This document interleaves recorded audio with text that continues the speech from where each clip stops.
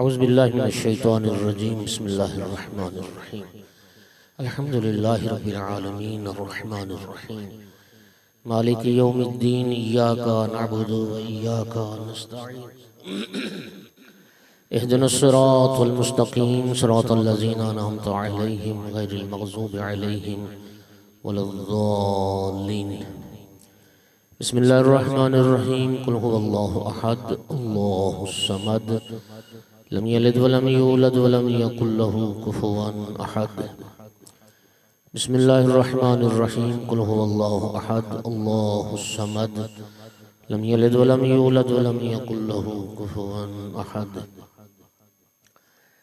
بسم الله الرحمن الرحيم قل هو الله احد الله الصمد لم يلد ولم يولد ولم يكن له كفوا احد اللهم اغفر للمؤمنين والمؤمنات والمسلمين والمسلمات الأحياء منهم والأموات اللهم تاب بيننا وبينهم بالخيرات إنك مجيب الدعوات إنك على كل شيء قدير وأنت بالإجابة حق جدير اللهم صل على محمد وآل محمد صلوات سارے حضرات وارث اعزا یوسف زہرا امام صاحب العصر علیہ السلام کے ظہور میں تعجیل کے لیے بھی بلند تر صلوات اللہم صلی علی محمد آل محمد اعوذ باللہ من الشیطان اللعین الرجیم بسم اللہ الرحمن الرحیم الحمدللہ رب العالمین والعاقبۃ للمتقین والجنة للمؤمنین والنار للمنافقین الحمد لله الذي جعلنا من المتمسكين بولاية علي بن أبي طالب وأولاده المعصومين صلوات الحمد لله الذي جعلنا من الباقين على سيد الشهداء وأولاده وأصحابه المظلومين الصلاة والسلام والتحية والإكرام على رسوله الكريم شفيع المذنبين آنس الغريبين ورحمة للعالمين أغني العبد المؤيد الرسول المسدد المحمود الأحمد المصطفى الأمجد أبا القاسم محمد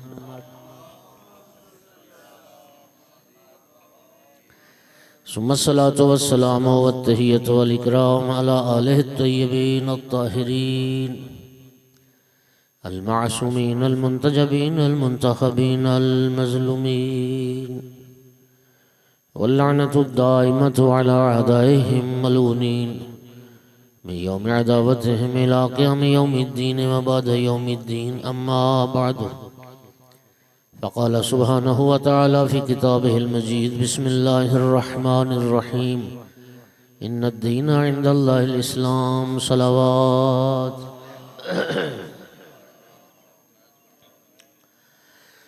مومنین کرام خالق بشر نے اپنے بندوں کی دنیا اور آخرت کی صلاح و فلاح کے لیے ایک دین بنایا جسے اسلام کہتے ہیں اللہ کریم چاہتا ہے میرے بندے دین اسلام کے مطابق زندگی گزاریں تاکہ دنیا بھی کامیاب ہو جائے اور آخرت بھی کامیاب ہو جائے دوستو دین انسان کی کامیابی کی ضمانت ہے دنیا میں بھی آخرت میں بھی قرآن مجید میں دوسرے مقام پہ اللہ پاک فرماتا ہے وَمَن يَبْتَغِ غَيْرَ الْإِسْلَامِ دِينًا فَلَن يُقْبَلَ مِنْهُ وَهُوَ فِي الْآخِرَةِ مِنَ الْخَاسِرِينَ اسلام کے علاوہ جو بندہ کسی اور دین کو اختیار کرے گا تو وہ دین اس سے ہرگز قبول نہیں کیا جائے گا اور قیامت کا دن اسلام کے علاوہ کسی دین پر چلنے والا خسارے میں نقصان میں ہوگا امام محمد باقر علیہ السلام فرماتے تھے ان اللہ یؤتی الدنیا من یحب و یبغض ولا یؤتی دینہ الا من یحب اللہ دنیا اپنے دوستوں کو بھی دیتا ہے دنیا اپنے دشمنوں کو بھی دیتا ہے لیکن دین صرف اللہ اپنے دوستوں کو عطا کرتا ہے یہ دین اور دین داری اور دین کی محبت یہ اللہ کی آپ سے محبت کی دلیل ہے کیوں؟ اس لیے کہ نبی کریم فرماتے ہیں اذا اراد اللہ بعبد خیرا فقہہ فی الدین، اللہ جب کسی بندے کی بھلائی چاہتے اسے دین کی سوجھ بوجھ عطا کر دے۔ اور دینداروں کی صحبت اختیار کرو۔ امیر المومنین علیہ السلام نے فرمایا کہ مجالسۃ اہل الدین شرف الدنیا والآخرہ، دینداروں کی جو صحبت ہے، دینداروں کی جو محفل ہے، آقا فرماتے ہیں یہ دنیا اور آخرت کا شرف ہے۔ ہم دنیا دار کا احترام کرتے ہیں، لیکن مولا امیر المومنین علیہ السلام کی سیرت میں جملہ ہے کان یعظم اہل الدین، مولا علی علیہ السلام دیندار کا احترام کرتے تھے، دیندار کی تعظیم کرتے تھے۔ دو چیزوں میں فرق ہر مومن کو معلوم ہونا چاہیے، ایک ہوتا ہے دیندار ہونا، ایک ہوتا ہے دین شناس ہونا۔ بندہ کلمہ پڑھ کے دیندار ہو جاتا ہے۔ آپ بتائیے کہ جو بندہ، جو کافر، ایک یہودی، ایک ہندو، آج کلمہ پڑھ کے دین اسلام میں داخل ہوا، دیندار تو ہو گیا؟ کیا کلمہ پڑھ لینے سے اس کو اصول دین، فروع دین، اخلاقیات، ان چیزوں کا بھی علم حاصل ہو گیا؟ نہیں۔ اس لیے کہ کلمہ صرف کفر اور شرک کی نجاست کو دور کرتا ہے، کلمہ جہالت کو دور نہیں کرتا۔ دنیا کا کوئی علم و ہنر اگر سیکھے بغیر نہیں آتا تو دین بھی سیکھے بغیر۔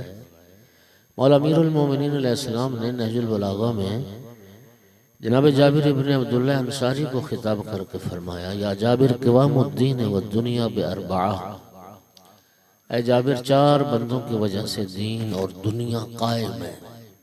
دو بندوں کی وجہ سے دین قائم ہے، دو بندوں کی وجہ سے دنیا قائم ہے۔ جن افراد کی وجہ سے دین قائم ہے وہ کون ہے؟ یہ کون فرما رہے ہیں؟ مولا علی علیہ السلام۔ نہج البلاغہ سے پڑھ رہا ہوں۔ پہلا بندہ جس کی وجہ سے دین قائم ہے بعالم مستعمل علمہ، اس عالم کی وجہ سے دین قائم ہے جو اپنے علم پر عمل کرتا ہے، جسے آپ کہتے ہیں عالم با عمل۔ مولا علی فرما رہے ہیں اس عالم با عمل کی وجہ سے دین قائم ہے۔ اور دوسرا بندہ جس کی وجہ سے دین قائم ہے، آپ حیران ہو جائیں گے، فرمایا بجاہل لا یستنکف ان یتعلم، اس جاہل کی وجہ سے بھی دین قائم ہے جو دین سیکھنے میں شرم نہ کرے۔ اللہ تعالیٰ سے دعا ہے کہ اللہ نے ہمیں دیندار بنایا تو ہمیں دین شناس بھی بنائے، ہمیں دین پر عمل کرنے والوں میں سے قرار دے۔ نبی پاک صلی اللہ علیہ وآلہ وسلم نے جزیرۃ العرب میں صفر سے دین کا کام شروع کیا۔ 23 سال لگے رسول اللہ کو اور دین اسلام کو نقطہ معراج تک پہنچا۔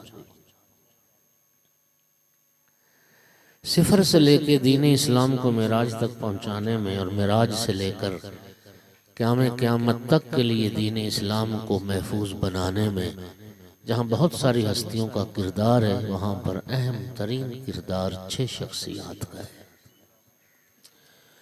میں دوستو آغاز اسلام کی بات کر رہا ہوں۔ ان 6 ہستیوں نے دین خدا کی مدد کی، اللہ کے دین کی نصرت فرمائی، رسول اللہ کی نصرت فرمائی۔ آغاز اسلام ہے، ورنہ اللہ کے دین کے ناصر ہر زمانے میں رہے اور ہر زمانے میں رہیں گے۔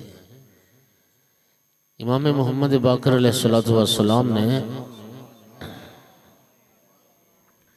جناب محمد ابن مسلم سقفی کو ایک دعا تعلیم فرمائی، وہ مفاتیح میں دعا موجود ہے ماہ رمضان کی دعاؤں میں، اور وہ دعا ہر مومن کی ہونی چاہیے۔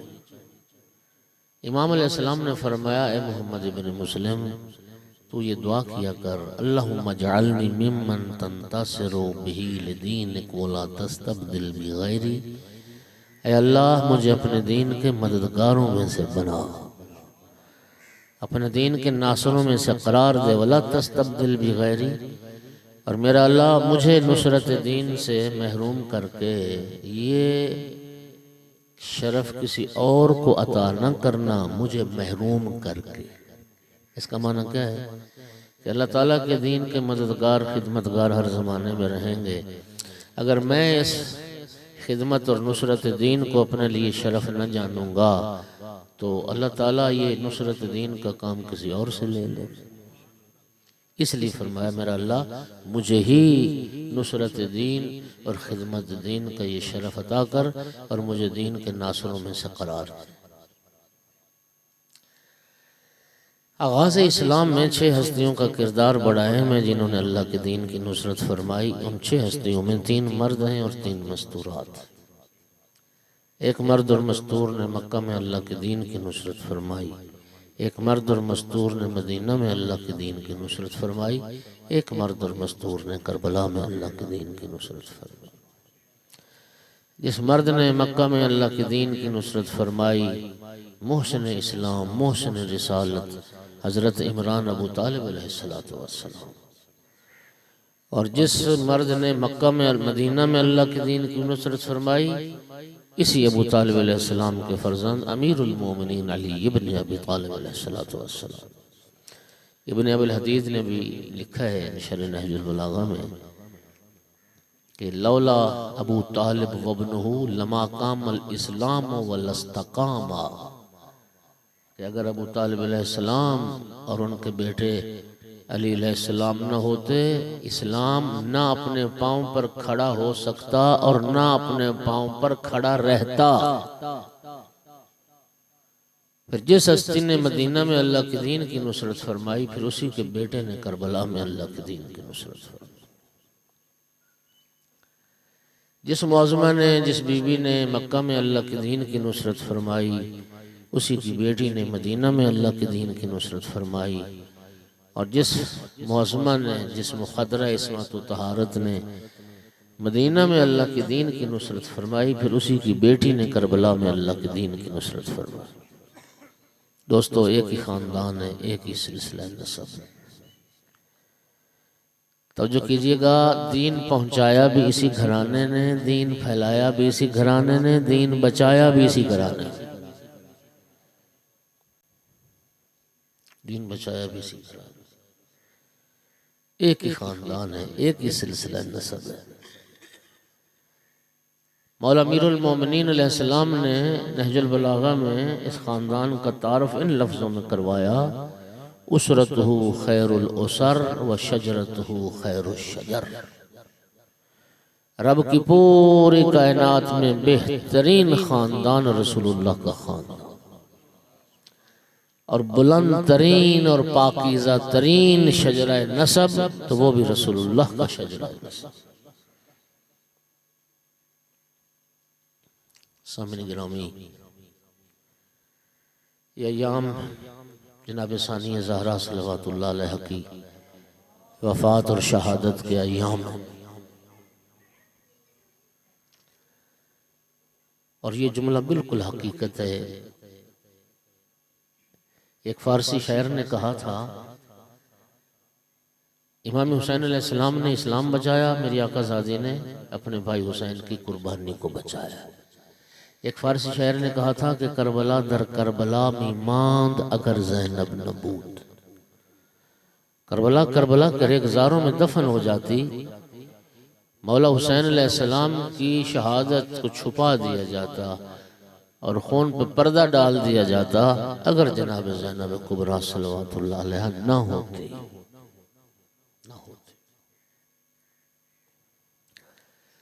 جس گھرانے میں میری آقا زادی نے آنکھ کھول لی، اس گھرانے میں 5 تن پاک پہلے سے موجود تھے۔ سب سے پہلے یہ شرف اس آقا زادی کو نصیب ہوا کہ 5 تن پاک نے جس بی بی کو پالا ہے، 5 تن کی پاکیزہ آغوش جس بی بی کو نصیب ہوئی، اور 5 تن، ہر تن قرآن ناطق ہے۔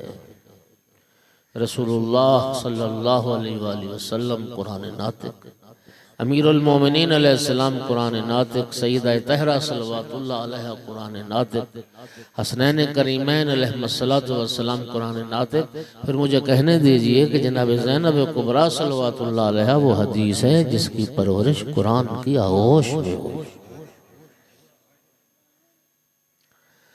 آقا زادی کی ولادت باسعادت ہوئی، نبی کریم گھر تشریف لائے، بیٹی کو اٹھایا، امیر المومنین نے بیٹی کو اٹھا کر رسول اللہ کے ہاتھوں پہ دیا۔ پیغمبر نے دیکھ کے فرمایا حاضی زینب، اب یہ بچی اپنے باپ کی زینت۔ یا علی بیٹی کا نام کیا رکھا؟ عرض کی یا رسول اللہ میں آپ کے ہوتے ہوئے یہ کیسے سبقت کر سکتا تھا؟ ایک تہذیب رہی ہے کہ بچوں کے نام بزرگ تجویز کرتے تھے نا۔ یا رسول اللہ میرے بیٹوں کے نام بھی آپ نے رکھے، میں آپ کے ہوتے ہوئے کیسے سبقت کر سکتا تھا؟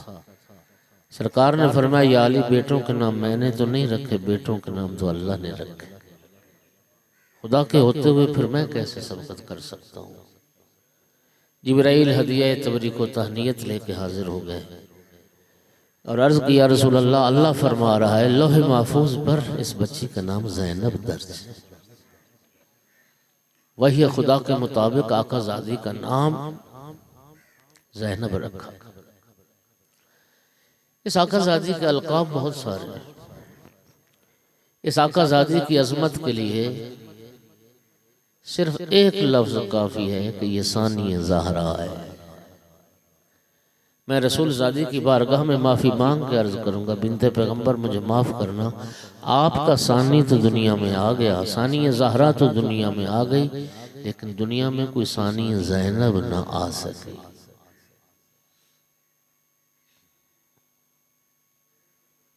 عدیلہ مریم، مسیل خدیجہ، نائبۃ الزہرا، عابدہ اول علی، عارفہ اول محمد، عالمہ غیر معلمہ، فہمہ غیر مفاہمہ، عقیلۃ القریش، عقیلہ بنی ہاشم، کفیلۃ السجاد، محافظہ امامت، ناصرہ ولایت، یہ سب اس آقا زادی کا القاب۔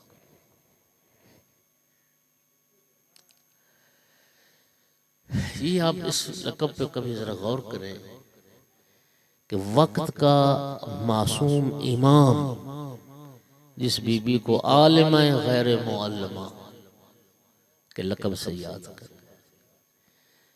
یہ عالمہ غیر معلمہ یہ انبیاء کی صفت ہے،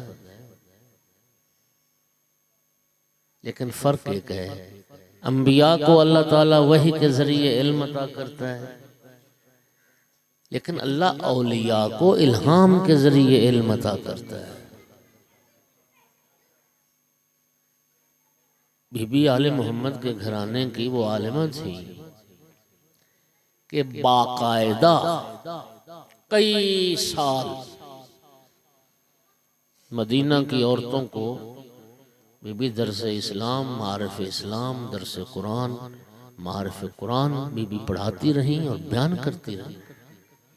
آقا زادی کی سیرت کا ایک جملہ سن لو، مولا امیر المومنین علیہ السلام کی جب خلافت قائم ہوئی اس وقت تک مدینہ کی عورتوں کے لیے بی بی پاک درس کا انتظام کرتی تھی۔ اذان ظہر سے 2 گھنٹے پہلے بی بی کا درس شروع ہوتا تھا، خواتین کے مسائل بی بی سمجھاتی تھی، معارف قرآن بیان کرتی تھی۔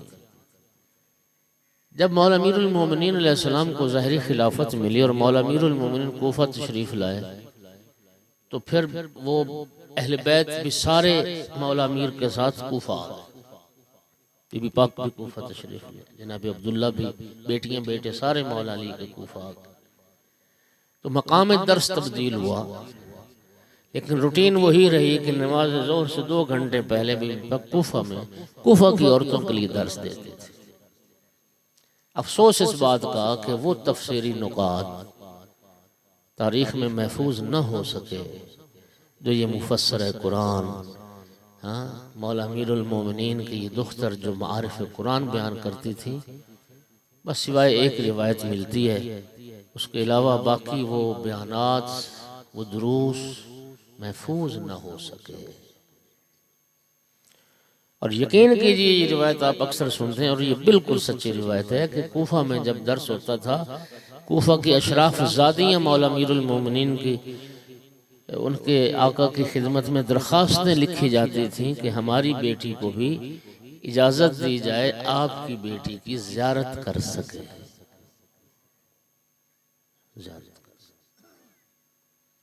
پھر یہ سلسلہ درس مولا امیر المومنین علیہ السلام کی شہادت تک چلا. پھر یہ موقوف ہو گیا. آقا کی شہادت ہوگی 47 ہجری میں. اب گھبرا تو نہیں رہے گا. نہیں، میرا یہ مطلب نہیں ہے کہ تھوڑا سا صرف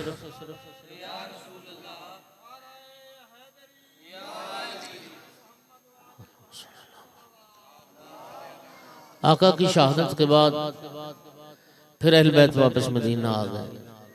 پھر مدینہ میں بی بی کا یہ سلسلہ درس و تدریس شروع ہوا. پھر 28 رجب مدینہ چھوڑنے تک یہ درس کا سلسلہ جاری رہا. پھر امام حسین علیہ السلام نے جب مدینہ چھوڑا تو یہ سلسلہ درس موقوف ہوا.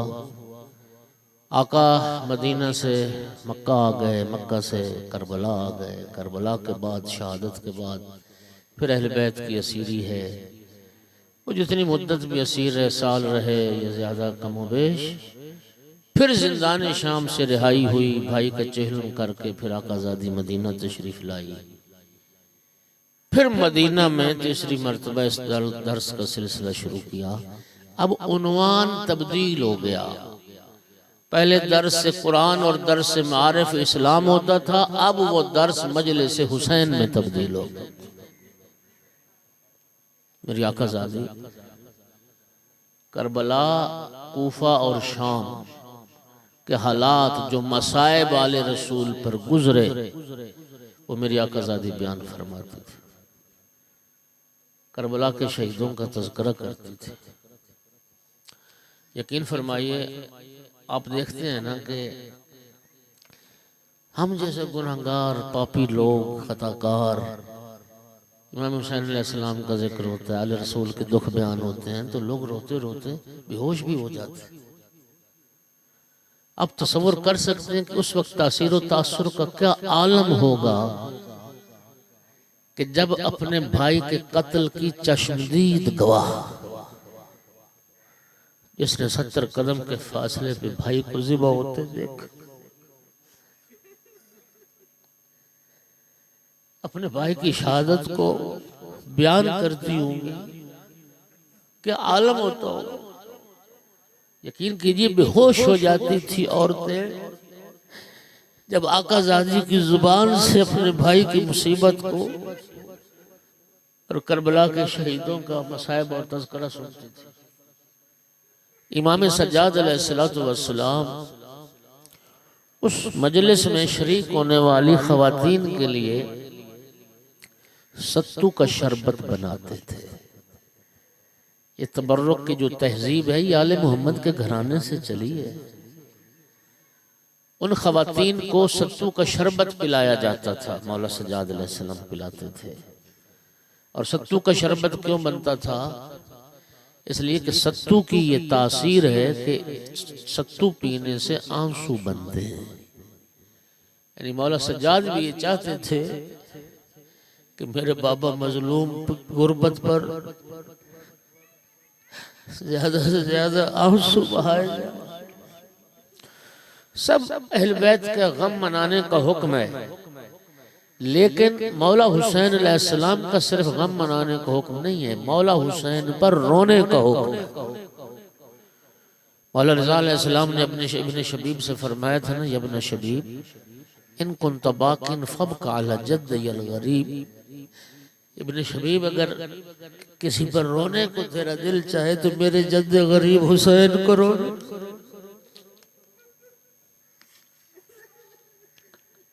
فَإِنَّهُ ذُبِحَ كَمَا يُذْبَحُ الْقَبْشُ.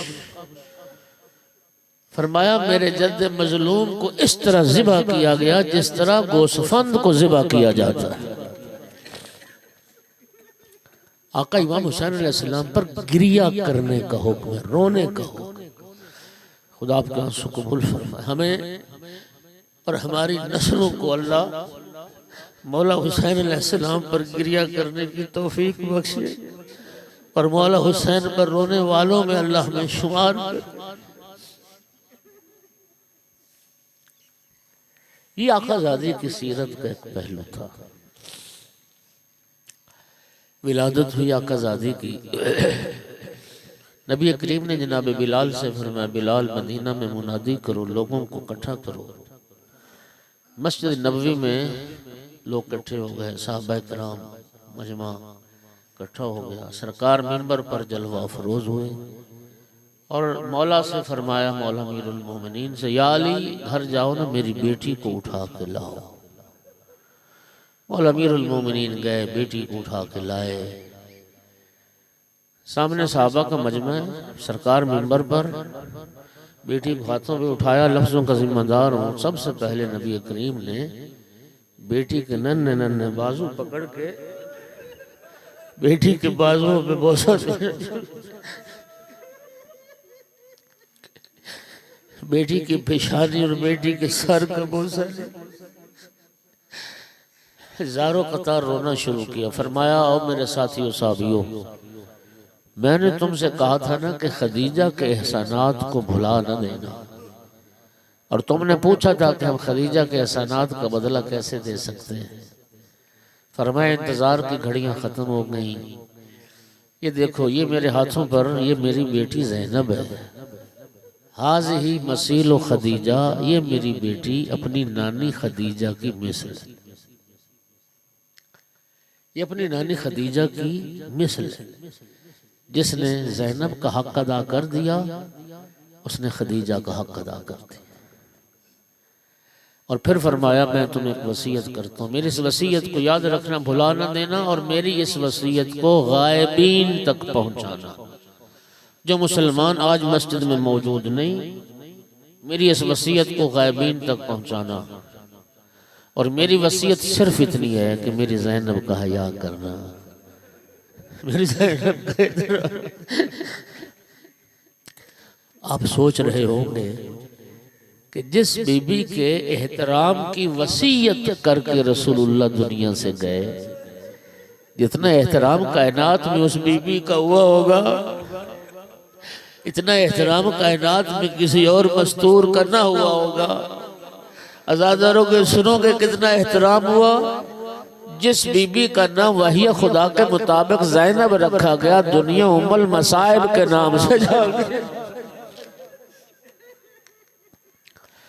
جس آقا زادی کا نام وحی خدا کے مطابق زینب رکھا گیا، دنیا محرومت المسرت کے نام سے جانتی، اور جس آقا زادی کا نام وحی خدا کے مطابق زینب رکھا گیا، دنیا کعبۃ الرضایا کے نام سے جانتی۔ یہ ایک لقب ہے آقا زادی کا، کعبۃ الرضایا، دکھوں کا کعبہ، دکھوں کا کعبہ۔ جانتے ہو نا کعبہ سارے مسلمان جس کا طواف کرتے ہیں، یہ میری آقا زادی کربلا میں دکھوں کا کعبہ بن گئی تھی، سارے دکھ جس زینب کا طواف کر رہے تھے۔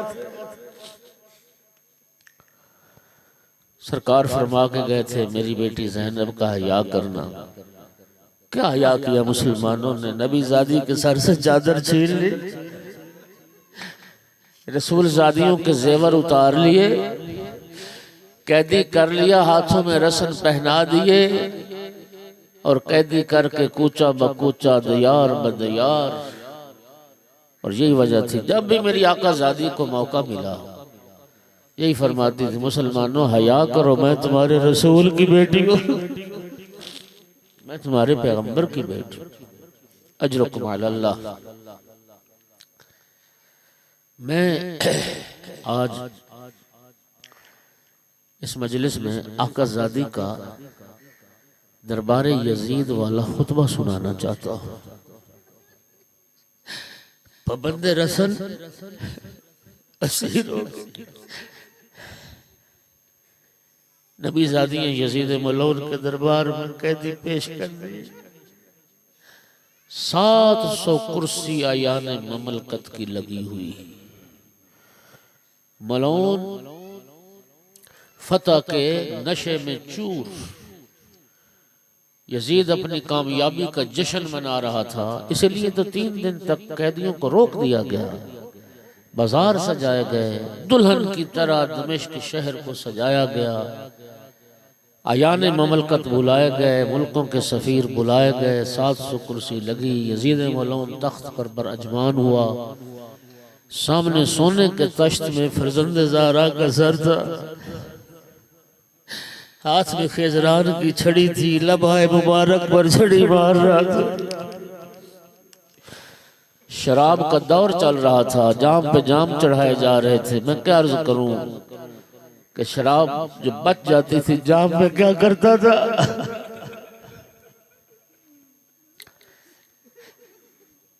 سفیر روم نے پوچھا یزید یہ کس کا سر ہے؟ کہتا ہے باغی تھا، میری حکومت بغاوت کی۔ اس وقت کہا اما فضل آپ پیچھے ہٹ، میں بتاتی ہوں کس کا سر۔ ثم قامت زینب، خدا کی قسم میری آقا زادی نے اپنے بابا علی کے لہجے میں پھر وہ خطبہ پڑھا، یوں لگتا تھا جیسے زلزلہ آ گیا ہو، آسمان سے بجلیاں گر رہی ہوں۔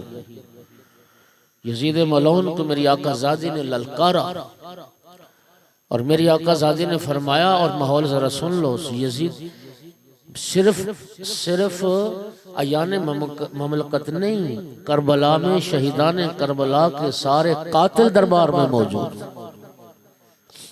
میری آقا زادی اٹھی، بسم اللہ الرحمن الرحیم، الحمدللہ رب العالمین۔ اے بنت پیغمبر تیرے حمد خدا کرنے پر قربان۔ ایسی کیفیت اور ایسی حالت میں بھی پہلا جو بولا الحمدللہ رب العالمین، اللہ زینب تیرا شکر ادا کر۔ والصلاة علی جد سید المرسلین وآلہ اجمعین، درود و سلام ہو میرے نانا پر اور میرے نانا کی تمام آل پر۔ صدق اللہ سبحانہ، اللہ رب العزت نے سچ فرمایا، اللہ رب العزت نے سچ فرمایا، ثم کان عاقبۃ الذین اساءوا السوء ان کذبوا بآیات اللہ وکانوا بها یستہزئون۔ برا انجام ہوا ان لوگوں کا جنہوں نے اللہ کی نشانیوں کو جھٹلایا، اور برا انجام ہوا ان لوگوں کا جو اللہ کی آیات کا مذاق اڑاتے تھے۔ أَزْنَنْتَ يَا يَزِيدُ حَيْثُ أَخَذْتَ عَلَيْنَا أَقْطَارَ الْأَرْضِ وَزَيَّقْتَ عَلَيْنَا آفَاقَ السَّمَاءِ فَأَصْبَحْنَا نُسَاقُ كَمَا تُسَاقُ الْأُسَارَى۔ اے یزید ملعون، تو کیا یہ گمان کرتا ہے کہ زمین و آسمان کے راستے ہم پر تنگ کر کے اور ہمیں قیدیوں کی طرح پھرا کر، تو کیا یہ گمان کرتا ہے کہ ان ذالک بنا اللہ ہوانا و بک منہ کرامتا و امتنانا، ایسا کرنے سے تیری شان میں اضافہ ہو گیا اور ہماری عزت میں کوئی کمی آ گئی؟ تو کیا سمجھتا ہے کہ ہمیں قیدی بنا کے ہماری عزت میں کوئی کمی آ گئی؟ وَأَنَّ لِذَالِكَ لِعَظَمِ خَطَرِكَ وَجَلَالَتِ قَدْرِكَ، اور تو کیا سمجھتا ہے کہ تیری عزت بڑھ گئی، تیری جلالت و مرتبت میں اضافہ ہو گیا؟ فشمخت بأنفق ونظرت إلى أطفق جزلانا مسرورا، اور آج تو خوشی سے اپنے جامے میں سما نہیں رہا، آج تو ناک بھون چڑھا رہا ہے اور دائیں بائیں غرور اور تکبر سے دیکھتا ہے۔ حیث رأیت الدنیا لک مستوسقۃ والامور لدیک متسقہ، تو نے جب یہ دیکھا کہ دنیا تیرے لیے رام ہو گئی اور تیری سلطنت مضبوط ہو گئی، ہین صفا لک ملکنا وخلص لک سلطاننا، ہماری مملکت، ہماری خلافت، ہماری سلطنت بغیر کسی رکاوٹ کے تیرے قبضے میں چلی گئی، اس سے تیری عزت میں اضافہ ہو گیا۔ فمہلن مہلن لا تتش جہلن، یزید تھوڑا ٹھہر، انتظار کر، جہالت کا مظاہرہ نہ کر، جہالت کی وجہ سے طیش میں نہ آ۔ دو آیات پڑھی میری آقا زادی نے، آقا زادی تیرے قرآن پڑھنے سے قربان۔ انسیت قول اللہ عز و جل، کیا تو اللہ کے فرمان کو بھول گیا؟ اللہ قرآن میں فرماتا ہے وَلَا تَحْسَبَنَّ اللَّهَ غَافِلًا عَمَّا يَعْمَلُ الظَّالِمُونَ إِنَّمَا يُؤَخِّرُهُمْ لِيَوْمٍ تَشْخَصُ فِيهِ الْأَبْصَارُ۔ اللہ قرآن میں فرماتا ہے ظالم لوگ خدا کو غافل نہ سمجھیں، اللہ ان کو اس لیے مہلت دیتا ہے، اس دن کے لیے اللہ ان کو ڈھیل دے رہا ہے جس دن آنکھیں پھٹی کی پھٹی رہ جائیں گی۔ اور کیا تو اللہ کے اس فرمان کو بھی بھول گیا؟ اب وہ آیت پڑھی میری آقا زادی نے جس سے یزید ملعون کے کفر کو ثابت کیا۔ اور کیا تو اللہ کا یہ فرمان بھی بھول گیا وَلَا يَحْسَبَنَّ الَّذِينَ كَفَرُوا إِنَّمَا نُمْلِي لَهُمْ لِيَزْدَادُوا إِثْمًا إِنَّمَا نُمْلِي لَهُمْ لا وَلَا يَحْسَبَنَّ الَّذِينَ كَفَرُوا أَنَّمَا نُمْلِي لَهُمْ خَيْرٌ لِأَنفُسِهِمْ إِنَّمَا نُمْلِي لَهُمْ لِيَزْدَادُوا إِثْمًا وَلَهُمْ عَذَابٌ مُهِينٌ۔ کافر لوگ یہ گمان نہ کریں، اللہ فرماتا ہے کافر لوگ یہ گمان نہ کریں جو ہم ان کو مہلت دیتے ہیں وہ مہلت ان کے لیے بہتر ہے۔ اللہ فرماتا ہے نہیں، ہم تو ان کی رسی کو اس لیے ڈھیلا چھوڑتے ہیں تاکہ اور گناہ کر لیں اور گناہ کر لیں، اس لیے کہ قیامت کے دن ان کے لیے دردناک اور رسوا کر دینے والا عذاب تیار ہے۔ اگلا جملہ بڑا درد بھرا ہے۔ میری آقا زائد نے فرمایا امن العدل یبن الطلقاء تخدیروں کا حرائرہ کا و اماق و سوقوں کا بنوت رسول اللہ سبایا، اے ہمارے آزاد کردہ لوگوں کی اولاد بتا کیا تیرا یہی عدل ہے؟ تیری کنیزیں پردے میں بیٹھے رسول کی بیٹیاں ننگے سر درباروں بازار میں لائی، تو نے اپنی کنیزوں کو پردے میں بٹھا رکھا ہے، اپنی آزاد عورتوں کو بھی پردے میں بٹھا رکھا ہے، اور نبی کی بیٹیوں کو قید کر کے تو دربار و بازار میں لے آیا۔ قَدْ هَتَقْتَ سُطُورَهُنَّ، تو نے ہمارے سروں سے چادریں چھین لی، وَأَبْدَيْتَ وُجُوهَهُنَّ، ہمارے چہرے ننگے کر دیے۔ تَحْدُو بِهِنَّ الْأَعْدَاءُ مِنْ بَلَدٍ إِلَى بَلَدٍ، دشمن ایک شہر سے دوسرے شہر، دوسرے شہر سے تیسرے شہر لیے پھرتے ہیں۔ يَسْتَشْرِفُهُنَّ أَهْلُ الْمَنَاقِلِ وَالْمَنَاهِلِ، جہاں ہمارا قافلہ رکتا ہے تماشائیوں کا رش لگ جاتا ہے، تماشائیوں کی بھیڑ اکٹھی ہو جاتی ہے۔ يَتَصَفَّى وُجُوهُنَّ الْقَرِيبُ وَالْبَعِيدُ وَالدَّنِيُّ وَالشَّرِيفُ وَالْوَزِيُّ وَالرَّفِيعُ، اور یزید ہم جہاں بھی پہنچتے ہیں شریف لوگ بھی ہمارے چہرے دیکھتے ہیں، کمینے لوگ بھی ہمارے چہرے دیکھتے ہیں، دور والے بھی قریب والے بھی بلند لوگ بھی پست لوگ بھی۔ لیس معہن من رجالہن من ولی، یزید یہ کام تو نے اس وقت کیا جب مردوں میں سے میرا کوئی ولی نہ رہ گیا، جب میرا عباس مارا گیا، جب میرا علی اکبر مارا گیا، میرے اون محمد مارے گئے، من حماتہن حمید، جب ہمارا کوئی سرپرست نہ رہ گیا۔ ولا غرو منک ولا عجب من فعلک، یزید تیرے اس فعل سے مجھے کوئی تعجب نہیں ہے، مجھے تیرے اس فعل سے تعجب نہیں ہے۔ فلا یستبطئ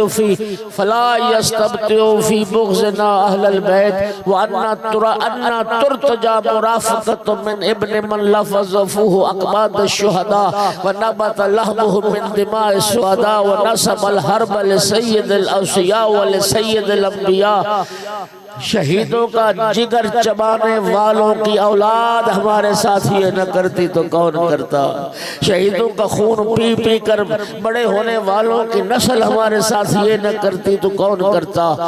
اس کی اولاد نہ کرتی جس نے سید الانبیاء کے ساتھ جنگیں کی، اس کی اولاد یہ نہ کرتی تو کون کرتا جس نے اوصیاء کے سردار کے ساتھ جنگ کی، جس نے شہر الحراء و جامع الاحزاب، جس نے رسول اللہ کے مقابلے میں لشکر اکٹھے کیے، جس نے جنگ کو ہوا دی، اور وہ نہ کرتا کہ جس نے حز السیوف فی وجہ رسول اللہ، جس نے پیغمبر کے مقابلے میں تلواریں اکٹھی کی، اگر اس کی اولاد ہمارے ساتھ یہ نہ کرتی تو کون کرتا؟ فلا یستبطئ فی بغضنا اہل البیت من کان نظر الینا بالشنف والشنعان والاہن والاضغان، جس کے دل میں کینہ موجود ہو، جو نفرت بھری نگاہ ہماری طرف دیکھتا ہو، وہ ہمارے ساتھ نرمی اور ہمارے ساتھ اچھا سلوک کیسے کر سکتا ہے؟ تنطقہا بمخصرتک، یہ سنیے گا جملہ بڑا درد بھرا، تنقطہا بمخصرتک وقد التمع السرور من وجہک، اور یزید اب تو کیا کر رہا ہے؟ تنقطہا بمخصرتک، میرے بھائی جوانان جنت کے سردار کے لبوں پر زور زور سے چھڑیاں مار رہا۔ کان مقبل رسول اللہ، جو رسول اللہ کی بوسہ گاہ تھی، اور تیرے خوشی چہرے سے خوشی کا اظہار ہو رہا ہے، اور آج تو اپنے بزرگوں کو بلا رہا ہے، کہہ رہا ہے کہ لیتا اشیاخی میں بدر شاہدو، آج میرے بدر والے زندہ ہو کے آ جاتے اور آ کے خوش ہوتے اور کہتے یزید تیرا ہاتھ شال نہ ہو، والامر کیف لا تقول، یہ بات تو کیسے نہ کرے، لقد نقات القرحة واستاصلت الشافہ، تو نے ہمارے دلوں کے زخم زخم گہرے کر دیے، تو نے پیغمبر کا بستہ باغ اجاڑ دیا، اور فرمایا تحتف باشیاخک، اب اپنے بزرگوں کو بلا رہا ہے، لَعَمْرِ لَقَدْ نَادَيْتُهُمْ لَوْ شَاهِدُوكَ، خدا کی قسم، مجھے اپنی ذات کی قسم، تو اس لیے اپنے بزرگوں کو بلا رہا ہے کہ آج وہ آئیں اور تجھے دیکھیں۔ لیکن یزید یاد رکھ تیرے بزرگ تو تجھے نہیں دیکھ سکتے، فَلَا تَرِدَنَّ وَدْشِيقًا مَوْرِدَهُمْ وَلَنْ يَشْهَدُوكَ، تو جائے گا اپنے بزرگوں کے پاس ان قریب، اور جب تو جائے گا نا اپنے بزرگوں کے پاس، فَلَا تَوَدَّنَّ أَنَّكَ شَلَلْتَ وَبَكَمْتَ وَلَمْ تَكُنْ قُلْتَ مَا قُلْتَ وَفَعَلْتَ مَا فَعَلْتَ، اور تو جب پہنچے گا اپنے بزرگوں کے پاس، اس وقت تو تمنا کرے گا کاش تیرے ہاتھ شل ہو گئے ہوتے، کاش تیری زبان گونگی ہو گئی ہوتی، تو وہ نہ کہتا جو تو نے کہا، وہ نہ کرتا جو تو نے کیا، وَأَحْبَبْتَ أُمُّكَ لَمْ تَحْمِلْكَ وَإِيَّاكَ لَمْ تَلِدْ، اس وقت تو حسرت کرے گا کہ کاش تیری ماں نے تجھے نہ جنا ہوتا اور تو دنیا میں نہ آیا ہوتا، حیث تَصِيرُ إِلَى سَخَطِ اللَّهِ، جب تجھے اللہ کے غضب کا سامنا کرنا پڑے گا، اور جب تجھے خدا کے سامنے پیش ہونا پڑے گا، لا يحسبن الذین ولا تحسبن الذین قتلوا فی سبیل اللہ اموات بل احیاء عند ربهم یرزقون فرحین بما آتاہم اللہ من فضلہ۔ یزید اللہ قرآن میں فرماتا ہے جو اللہ کی راہ میں مارے جائیں انہیں مردہ تصور بھی نہ کرو، انہیں مردہ خیال نہ کرو، وہ زندہ ہیں، اللہ کی طرف سے انہیں رزق مل رہا ہے، اور اللہ جو انہیں رزق دے رہا ہے وہ خدا کے رزق پر بڑے خوش ہیں۔ پھر فرمایا کفا باللہ حاکمن، اے یزید یاد رکھ قیامت کا دن اللہ فیصلہ کرنے والا کافی، اب رسول اللہ خصیمہ، اللہ کا رسول اللہ کی عدالت میں مقدمہ پیش کرنے والا کافی، و جبرائیل الظہیرہ، اور جبرائیل ہمارا ناصر اور مددگار کافی، سیعلم من بوعک وسولک ومن مکنک من رقاب المسلمین، ان قریب جن لوگوں نے تیری حکومت کی راہ کو ہموار کیا، اور جن لوگوں نے تجھے اس کرسی حکومت پر بٹھایا، اور جن لوگوں نے تجھے مسلمانوں کی گردنوں پر مسلط کیا، ان قریب وہ بھی جان لیں گے۔ کیا جان لیں گے؟ کہ انکم شر مقانا وعظف جندا واضل سبیلا، ان قریب وہ بھی جان لیں گے کہ تمہارا ٹھکانہ کتنا برا، اور تمہارا لشکر کتنا کمزور، اور سب سے زیادہ گمراہ لوگ تم ہی تھے۔ اس کے بعد میری آقا زادی کا جملہ سنیے، خدا کی قسم اس سے بڑا مصائب کوئی نہیں۔ میری آقا زادی نے فرمایا وَلَئِنْ جَرَّتْ عَلَيَّ الدَّوَاهِ مُخَاطَبَتَكَ، یزید یہ زمانے کا انقلاب ہے، آج زینب تو اس سے بات کرنے پر مجبور ہو، علی کی بیٹی کجا اور شرابی سے اب کلام ہونا کجا، یہ انقلاب زمانہ ہے، آج زینب تو اس سے بات کرنے پر مجبور ہو گئی، لیکن العیون ابرا والصدور حرا، لیکن کیا کرے زینب، آنکھیں ہیں جو آنسو بہا رہی ہیں، اور دل ہے جو جل رہے ہیں، دل میں آگ لگی ہے، وَتِلْكَ الْجُسُسُ الطَّوَاهِرُ الزَّوَاقِعِ الْجِيُوبِ زَاہِیَا، اور میرے بھائیوں کے لاشیں بے گور و کفن خاک کربلا پر پڑے ہیں، جنگل کے جانور جن کا طواف کر رہے تھے، اور ہوا کربلا کی خاک کو اڑا اڑا کے جن کو کفن پہنا رہی تھی۔ اس کے بعد فرمایا فَإِلَى اللَّهِ الْمُشْتَقَى، میری شکایت اللہ کی بارگاہ میں ہے، وَعَلَيْهِ الْمُعَوَّلِ، میرا بھروسہ اسی ذات پر ہے، وہی ذات ہے جو قیامت کے دن انصاف کرے گی، ظالموں سے ہمارا بدلہ لے گی۔ اس کے بعد فرمایا ثم قد قیدک وسع سعیک وناصب جہدک، اے یزید جتنی کوشش کر سکتا ہے کر لے، جتنی مکاری کر سکتا ہے کر لے، جتنی چالیں چل سکتا ہے چل لے، فوالذی شرفنا بالوحی والکتاب والنبوت والانتخاب، مجھے اس ذات کی قسم جس نے ہمارے گھرانے میں قرآن کو نازل کیا، اس ذات کی قسم جس نے ہمارے گھرانے میں نبوت اور امامت کو رکھا، لا تمحو ذکرنا، تو ہمارا ذکر مٹا نہیں سکتا، لوگوں کے دلوں سے ہماری یاد کو ختم کر نہیں سکتا، لا تمیت وحینا، تو قرآن کے وحی کے آثار کو ختم نہیں کر سکتا، تو ہماری شریعت کو باطل نہیں کر سکتا، لا تدرک امدنا، ہماری درازی مدت کو پا نہیں سکتا، ولا ترحز عنک آروہا، اور تیرے دامن پہ جو یہ سیاہ دھبے لگ گئے تو ان دھبوں کو دور کر نہیں سکتا، یہ دور کر نہیں سکتا۔ اس کے بعد میری آقا زادی نے فرمایا میں اس رب کریم کا شکر ادا کرتی ہوں جس نے ہمارے بزرگوں کو نبوت و کرامت سے سرفراز فرمایا اور ہمارے خاندان کے افراد کو شہادت کا شرف عطا کیا۔ میں رب سے دعا کرتی ہوں مالک ان کے ثواب کو کامل کر دے، ان کے اجر کو بڑھا دے۔ انہو رحیم ودود، حسبنا اللہ و نعم الوکیل، نعم المولا و نعم النصیر، الا لعنت اللہ علی القوم الظالمین، وسیعلم الذین ظلموا ای منقلب ینقلبون۔ ربنا تقبل منا انک انت السمیع العلیم۔